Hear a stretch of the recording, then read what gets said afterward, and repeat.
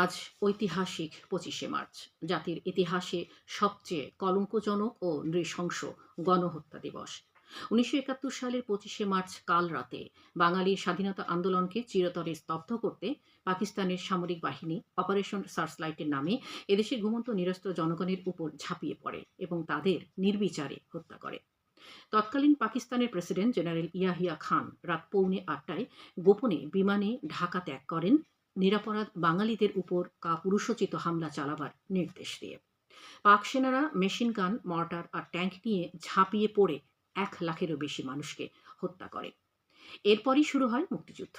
মুক্তিকামী বাঙালি পাকিস্তানি হানাদারদের বিরুদ্ধে যুদ্ধে ঝাঁপিয়ে পড়ে এবং ৯ মাস সশস্ত্র লড়াই শেষে ৭১-এর ১৬ই ডিসেম্বর স্বাধীনতা অর্জন করে। বিশ্বের মানচিত্রে অভ্যুদয় ঘটে নতুন রাষ্ট্র বাংলাদেশের।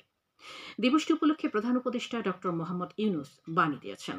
বাণীতে তিনি বলেন, ১৯৭১ সালের এই দিনে পাকিস্তানি হানাদার বাহিনী ঢাকা সহ সারা দেশে বিশ্বের বর্বরতম হত্যাযজ্ঞ চালিয়েছিল। প্রধান উপদেষ্টা দুঃখ ভারাক্রান্ত হৃদয়ে সেই কাল রাতের সকল শহীদদের স্মরণ করে বলেন, নারকীয় এই হত্যাযজ্ঞে জাতি আজও শোকাহত। যথাযোগ্য মর্যাদা দিবসটি পালনের জন্য সারা দেশে রাত ১০টা ৩০ মিনিট থেকে ১০টা ৩১ মিনিট পর্যন্ত ১ মিনিটের প্রতীকী ব্ল্যাকআউট পালন করা হবে।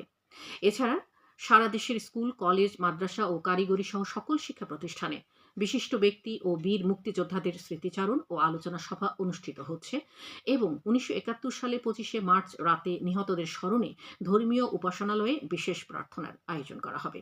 তবে গুরুত্বপূর্ণ সরকারি, আধা সরকারি, স্বায়ত্তশাসিত, বেসরকারি ভবন ও স্থাপনাসমূহে কোনো অবস্থাতেই আজ রাতে আলোকসজ্জা করা যাবে না।